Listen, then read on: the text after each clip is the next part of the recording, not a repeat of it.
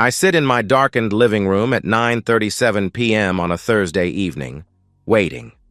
The only light comes from the digital clock on the cable box, casting its cold blue glow across the hardwood floors I installed myself 3 summers ago. Back when we still talked about the future. Back when we meant something. The front door opens, and she walks in carrying that pathetic little shopping bag, the same charade she's been performing for 3 months now. Vanessa looks tired, her auburn hair slightly disheveled, lipstick faded to nothing. There's something in her eyes I've never seen before, worry mixed with guilt, like a child caught stealing cookies. "How was shopping?" I ask from my leather chair, my voice unnaturally calm. Her smile is forced, practiced. "Fine. Good. Found some things," she replies, holding up the bag like evidence in her own defense. I look at her with eyes that have seen too much, know too much. The question leaves my lips like a death sentence. "Your lover didn't show up today, did he?" The shopping bag slips from her fingers and hits the floor with a soft thud. The color drains from Vanessa's face so quickly I think she might faint. Her mouth opens, but no words come out. Just this hollow, gasping sound like a fish pulled from water. In that moment, I see everything. The guilt, the panic, the realization that her carefully constructed lie has just collapsed like a house of cards in a hurricane. But let me back up. Let me tell you how we got here. 4 years ago, I met Vanessa Brown at a mutual friends gallery opening downtown. I was admiring a black and white photograph of the Golden Gate Bridge when she approached me first, intrigued by what she later called my quiet intensity. She was a marketing consultant with ambition burning in her green eyes, and I was a civil engineer who'd just landed a promotion at Harry & Associates. Our courtship was passionate, urgent. She loved how I listened to her ideas about starting her own firm someday. I loved how she laughed at my terrible engineering jokes and didn't mind that I preferred quiet evenings over loud parties. We spent weekends hiking through Marin County, talking about opening our own consulting business together, her handling marketing and client relations, me designing sustainable infrastructure. We married after 2 years of dating in a small coastal ceremony in Half Moon Bay. She took my last name, Vanessa Smith. No children yet. We agreed to wait until her career stabilized, though that conversation stopped happening months ago. I bought us a townhouse in Noe Valley, spent 6 months designing and renovating it myself. We were happy, at least I thought we were. I described our marriage to friends as solid, built on shared dreams and mutual respect. Weekend farmers market trips, late-night conversations over wine, watching old noir films with her head on my chest while rain drummed against our bedroom windows.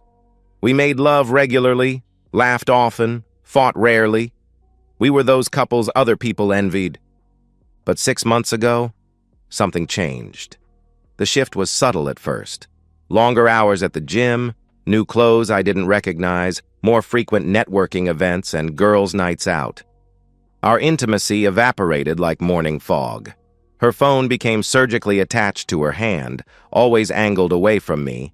The passcode mysteriously changed from our anniversary date to something she claimed to have forgotten.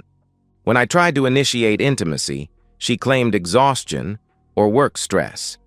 Then she stopped making excuses altogether, just turned away and pretended to sleep. I'm an engineer. I notice patterns, structural weaknesses, things that don't add up. Her Thursday evening shopping trips started 3 months ago, weekly like clockwork. But she rarely brought home substantial purchases. Maybe 1 or 2 small bags, sometimes nothing at all. She'd return claiming everything was picked over or she couldn't find what she wanted. Now, snapping back to this moment, Vanessa frozen in our doorway, that shopping bag on the floor between us like evidence at a crime scene, I stand and walk to the kitchen table where I've left a manila envelope. "Sit down, Vanessa," I say, picking it up. "I have a gift for you." Her legs barely carry her to the couch as she stares at that envelope like it's a loaded gun. And in a way, it is. I'd spent weeks loading the chamber, taking aim, waiting for the perfect moment to pull the trigger. That moment had finally arrived. With trembling hands, Vanessa pulls out the contents of the manila envelope. The first document makes her gasp. Divorce papers, professionally prepared by Brown and Associates Family Law. The header reads, "Petition for dissolution of marriage, grounds adultery." But that's just the beginning. She flips through the photographs with growing horror. Her entering a modern apartment building on Riverside Drive, leaving 3 hours later, hair down when it had been up, clothes wrinkled, that post-intimacy glow I used to see after our own intimate moments. Each photo is time-stamped and dated, spanning 3 months of Thursdays. Bank statements show highlighted discrepancies, cash withdrawals on shopping days that far exceeded her purchases. Phone records revealing text patterns she thought were hidden. Then she finds the screenshots from the video, not explicit, but intimate enough to be damning. Her laugh echoing from another man's bedroom. Her voice saying things she hadn't said to me in months. Vanessa collapses into sobs, the papers scattering across our hardwood floors. "No, John, please. It's not what you think. I can explain," she cries desperately. "You can explain," I respond, my laugh coming out bitter, jagged. "Go ahead. Explain how you've been meeting another man every Thursday for 3 months while telling me you were shopping for shoes." She flinches at my raw vulgarity. I never speak like this. Never use words like weapons. "It was a mistake. I was lonely. I felt ignored. I just wanted some excitement," she stammers. "You wanted excitement," I repeat, my voice dropping to something I don't recognize, something cold and dangerous. "So you destroyed our marriage because you were bored." "John, please listen to me." Vanessa reaches for my hands, but I pull away. "I'll end it. I'll never see Jason again. We can go to counseling. We can fix this." "No," I answer firmly. "If you loved me, you wouldn't have betrayed me every week for 3 months." She begs now, promises pouring from her lips like water from a broken dam. She'll do anything, change everything, become the wife I deserve. But I'm not listening anymore. My mind has drifted back to 4 weeks ago, to the moment I stopped being a trusting husband and became something else entirely. It was a Thursday evening. Vanessa grabbed her purse and announced another shopping trip with that practiced casualness that had started to feel rehearsed. I looked up from my laptop and smiled. A smile that didn't reach my eyes. "Have fun shopping, babe. Take your time," I had said. Something flickered across her face before she recovered and kissed my cheek. That kiss felt like betrayal, like a Judas offering I was too naive to recognize at the time. That night, I couldn't ignore the patterns anymore. I researched private investigators online until my eyes burned, finally settling on Raymond Fletcher, a former SFPD detective with 20 years of experience and discretion guaranteed. We met the next day at a coffee shop in the Mission. Raymond was blunt in that way only ex-cops can be. "Most of the time, the client already knows. They just need proof," he told me. The investigation took 2 weeks. The first reports were mundane and almost reassuring. Gym sessions that actually happened, lunch dates with female colleagues I could verify, legitimate work meetings. I felt foolish, almost guilty for suspecting her. Maybe the distance between us was just normal marriage stuff, growing pains that all couples experience. Then Thursday arrived. Raymond's report changed everything. Subject deviated from stated destination at 6:42 p.m., tracked to residential address, 847 Riverside Drive, apartment 4B. Remained inside for 2 hours and 17 minutes. Registered tenant, Jason Whitmore, age 29, freelance photographer. I remember staring at that report until the words blurred. 2 hours and 17 minutes. In another man's apartment while I waited at home, probably wondering why she was taking so long to find the shoes that didn't exist. I requested surveillance photographs. The next Thursday, Raymond delivered images that shattered what remained of my naive trust. Vanessa entering the building at 6:45 p.m., confident and eager. Vanessa, leaving at 9:10 p.m., transformed. Hair down, lipstick gone, clothes slightly disheveled, moving with the languid satisfaction of a woman who'd been thoroughly loved. That night, she came home cheerful and affectionate, kissed me absently, said shopping had been great, though she carried only one small bag from CVS. Raymond suggested video evidence for divorce proceedings, but I'd heard enough. I paid his final invoice and terminated the contract. If I wanted to see how deep this betrayal went, I'd have to finish the job myself. Returning to the present, Vanessa is still begging through her tears, promising anything to salvage what she's already destroyed. But I'm not interested in her promises anymore. "I'll never see him again. I'll end it. It's over," she keeps repeating. I almost laugh. She has no idea it's already over, that I made sure of it. But I'm not ready to tell her that part yet. I decided to get the video evidence myself. Not because I didn't trust Raymond's professionalism, but because I needed to see the full scope of her betrayal with my own eyes. I needed to understand exactly what I was losing and what I was prepared to do about it. I spent 2 days scouting Jason's apartment building, posing as a prospective tenant interested in the neighborhood. The building was older, with poor security and an accessible fire escape leading to fourth-floor balconies. Apartment 4B faced away from the street. Perfect privacy for what they were doing, perfect access for what I was planning. The following Thursday, 3 weeks ago now, I called in sick to work. At 6:45 p.m., dressed in dark clothes and carrying my phone, I climbed that fire escape with my heart hammering so loudly I was sure someone would hear it echoing through the alley. The metal rungs were slick with evening fog, and I nearly slipped twice. Jason's balcony door was unlocked, arrogant and careless, like everything else about him I would later discover. Through the partially open curtains, I could already hear them inside. Her laugh, the one I used to love, rang out crystal clear in the evening air. I set up my phone on the balcony railing, angled through the gap in the curtains, and pressed record. For 12 agonizing minutes, I stood there in the cold San Francisco evening, watching my wife with another man through a camera lens.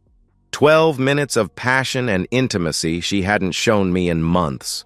Her voice calling his name, her body responding to his touch, her complete abandonment to pleasure with someone who wasn't her husband. I climbed down, hands shaking so violently I nearly fell from the third-floor landing. In my car, I watched the video once. Just once. I didn't need to see it again. The images were burned into my brain forever, replaying in vivid detail every time I closed my eyes. But something had changed during those 12 minutes on that balcony. The betrayal I'd witnessed through that camera lens had transformed me from a heartbroken husband into something else entirely. This wasn't just about ending the marriage anymore. This was about making sure both of them understood the weight of what they'd done. I began researching Jason Whitmore. Social media revealed a freelance photographer living gig to gig, financially unstable, constantly hustling for the next paying project. No family in the Bay Area, few close friends. A loner who'd moved to San Francisco 2 years ago chasing some artistic dream that clearly wasn't panning out. He was exactly the kind of person who could disappear, and nobody would notice for weeks. I created a fake Instagram account under the name John Development LLC, posing as a real estate company needing product photography for high-end properties. We messaged back and forth about a potential shoot. Good money for a day's work at some industrial locations. Jason was eager, almost desperate for the income.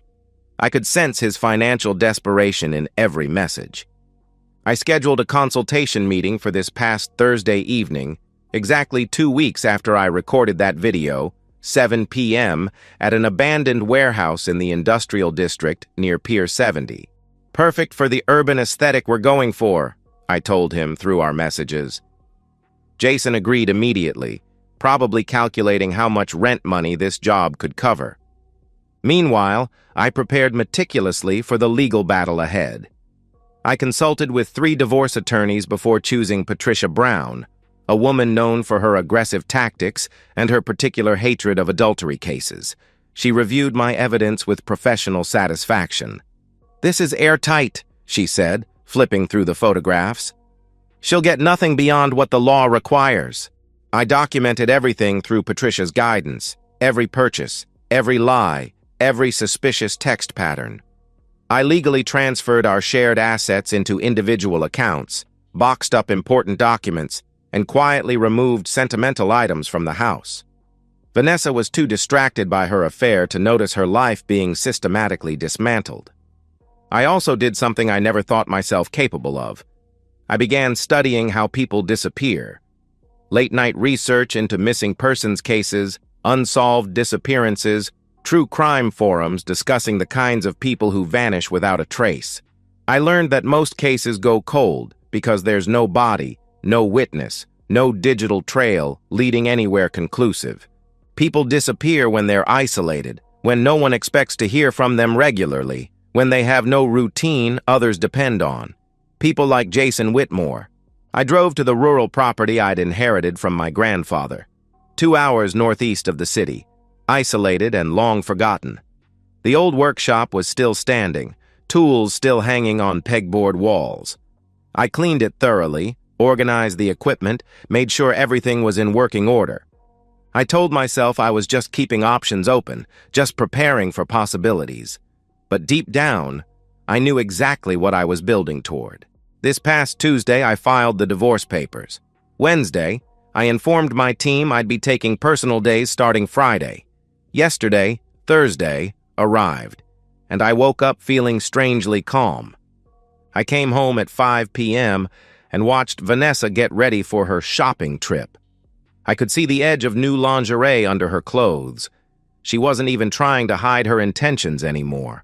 My phone buzzed with a message from Jason. "Heading to the warehouse now. Thanks again for this opportunity." At 7 p.m. sharp, Jason Whitmore arrived at the abandoned warehouse with his camera equipment, eager and completely oblivious that the potential client was the husband of the woman he'd been sleeping with every Thursday for 3 months. We talked for exactly 8 minutes before I told him who I was.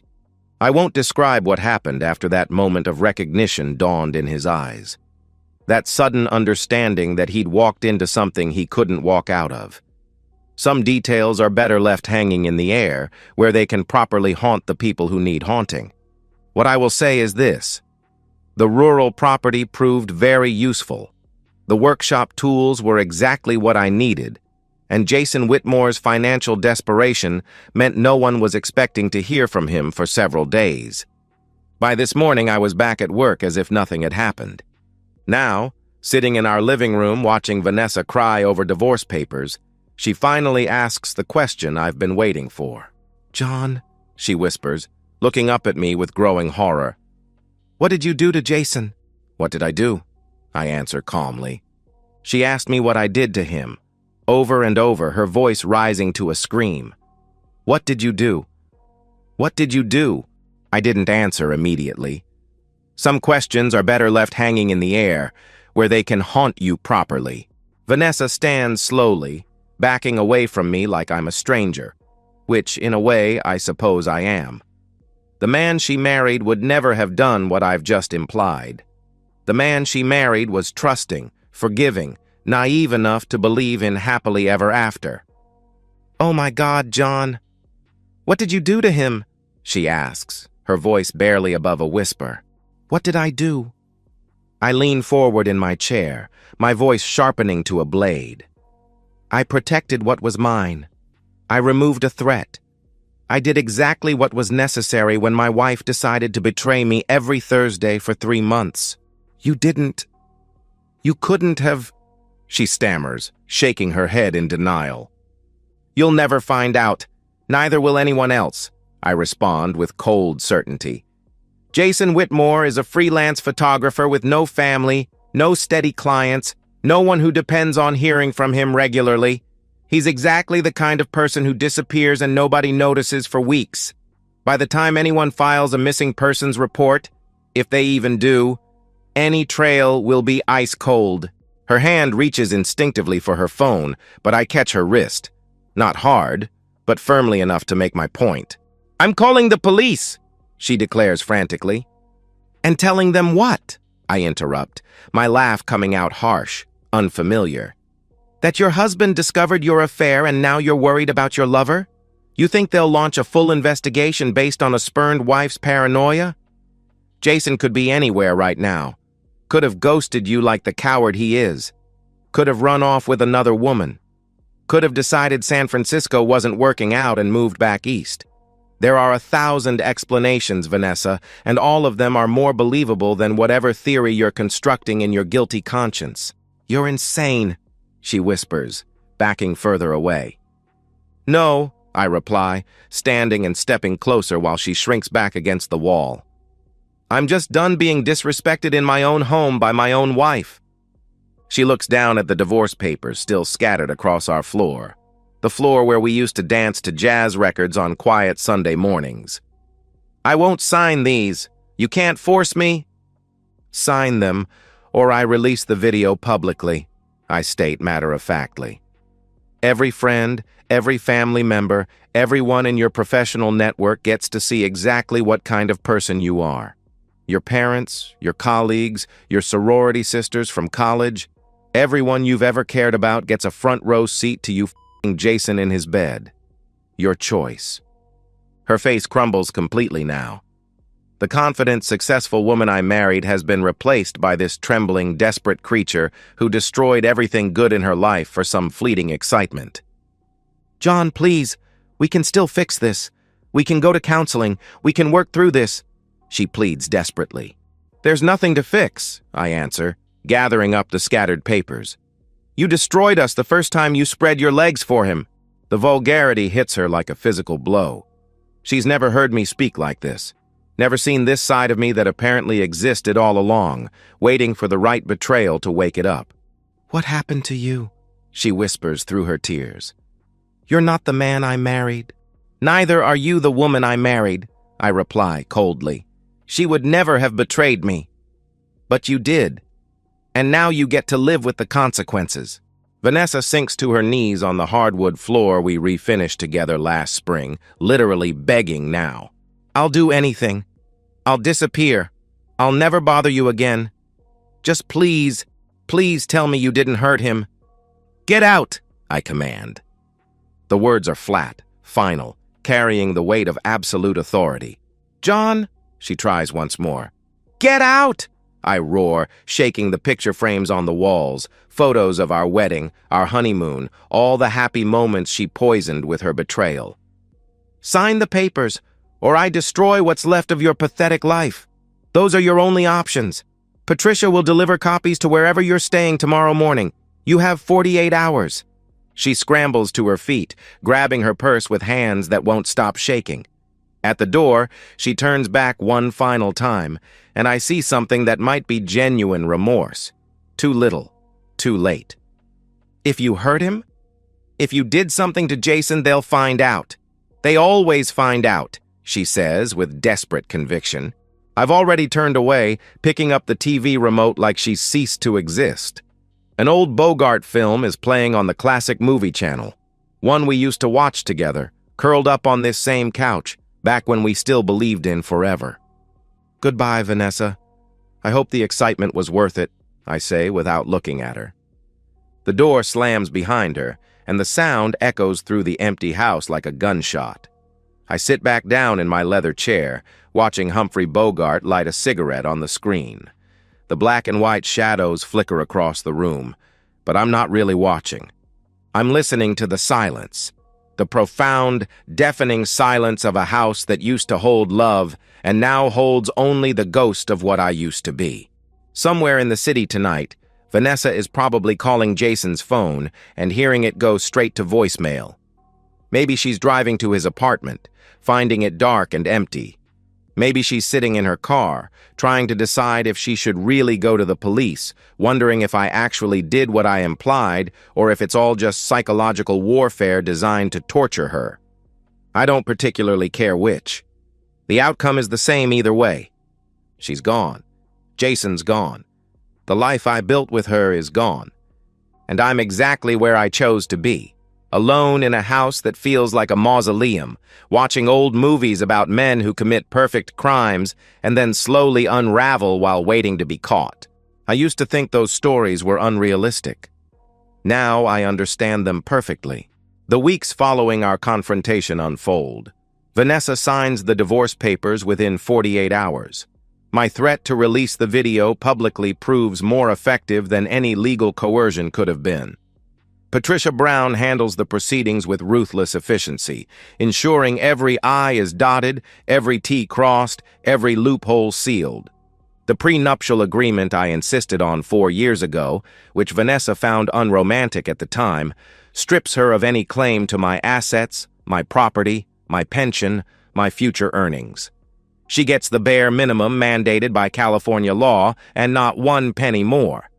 Patricia smiles when she shows me the final settlement documents.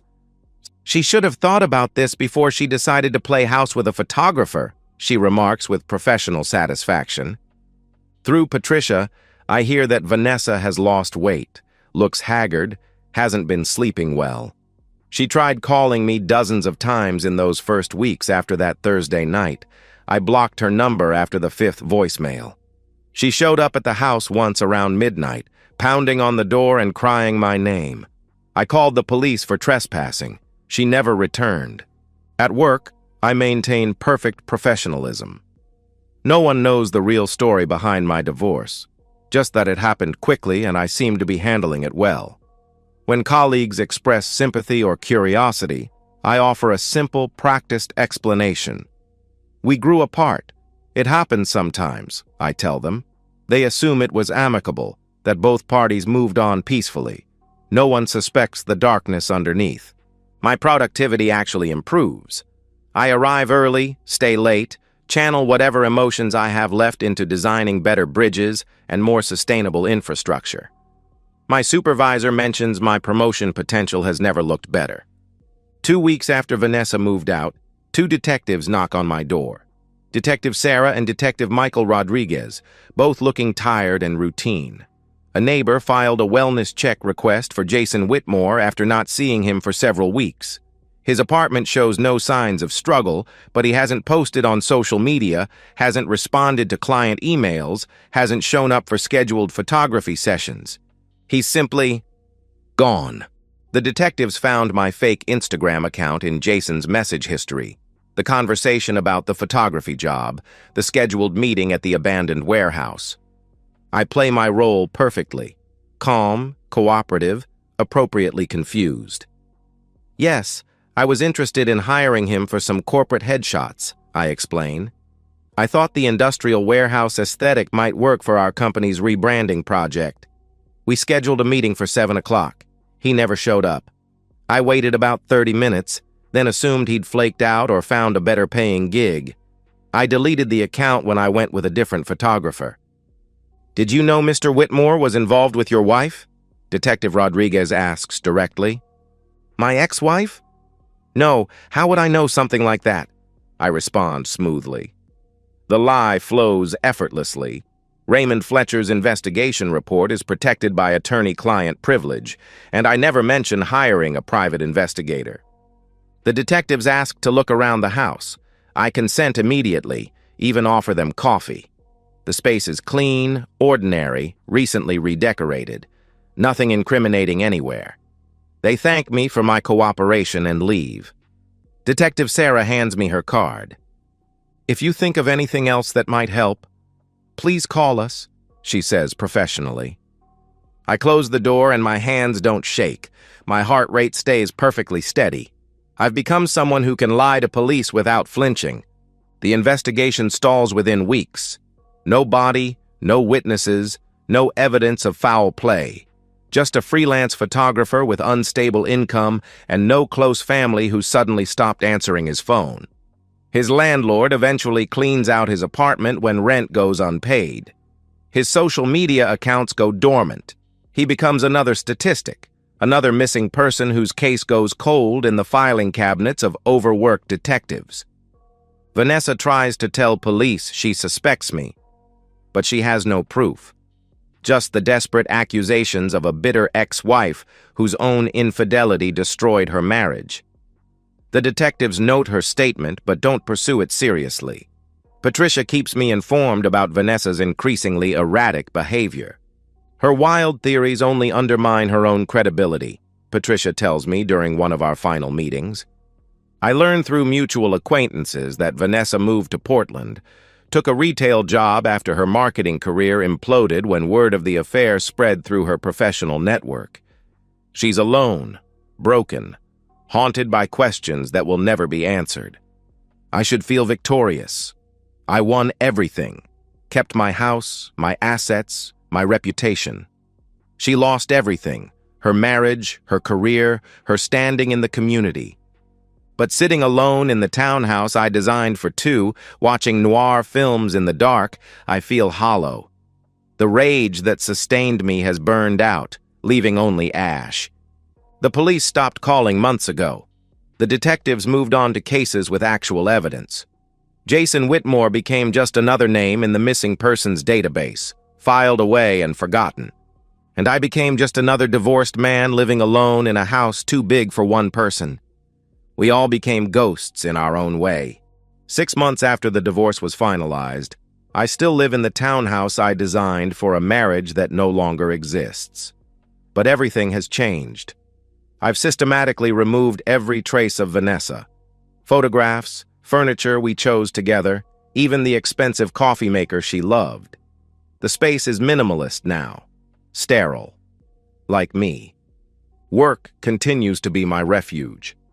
The promotion came through last month. My laser focus during the divorce proceedings impressed my superiors, who interpreted my dedication as resilience rather than escape. I've become one of those men who lives at the office, filling the void with projects and meetings that extend deep into evening so I don't have to face the silence at home. I attempted dating once, a colleague's well-meaning setup with an attractive architect named Sarah. Over dinner, she asked about my divorce with genuine kindness. I gave my rehearsed answer. We grew apart. Sometimes it just happens, I told her. She sensed I was holding back but didn't push. After 3 dates, she gently suggested I wasn't ready for a relationship. I didn't disagree. Occasionally, I receive updates about Vanessa through mutual friends who don't know the full story. She's managing a boutique clothing store in Portland now, her marketing career permanently destroyed. She lives alone in a studio apartment. No new relationships. Her social media, what little exists, shows forced smiles and inspirational quotes about second chances. I stopped checking after a few months. The Jason Whitmore case remains officially unsolved. Cold. Filed away with hundreds of other missing persons who vanished without explanation. I never returned to my grandfather's rural property, though I haven't sold it either. It sits there in the darkness, slowly decaying, a monument to choices made and lines crossed. Sometimes I consider burning it down, erasing that final connection to what happened that Thursday night. But I don't. Maybe some part of me needs it to exist, needs the physical proof of what I became capable of doing. Late at night, when insomnia strikes hardest, I pour whiskey and watch those old noir films. The morally ambiguous protagonists, the femme fatale, the men who make terrible choices for understandable reasons. I used to watch them as entertainment. Now they feel like confessions. Do I regret what I did? The divorce, certainly not. Vanessa deserved to lose everything she had built with me. But the other thing, that's more complicated. Did I actually cross that final line that Thursday evening? Or did I simply let everyone believe I had, weaponizing their assumptions as part of my revenge? I know the truth. But I'll never speak it aloud, never write it down, never confess it even in the privacy of my own thoughts. Because some truths, once acknowledged, change you irreversibly. And maybe I've changed enough already. I finish my whiskey, turn off the television, and sit in the darkness of my empty house. Outside, the city continues its endless cycle. People falling in love, betraying each other, destroying each other, surviving each other.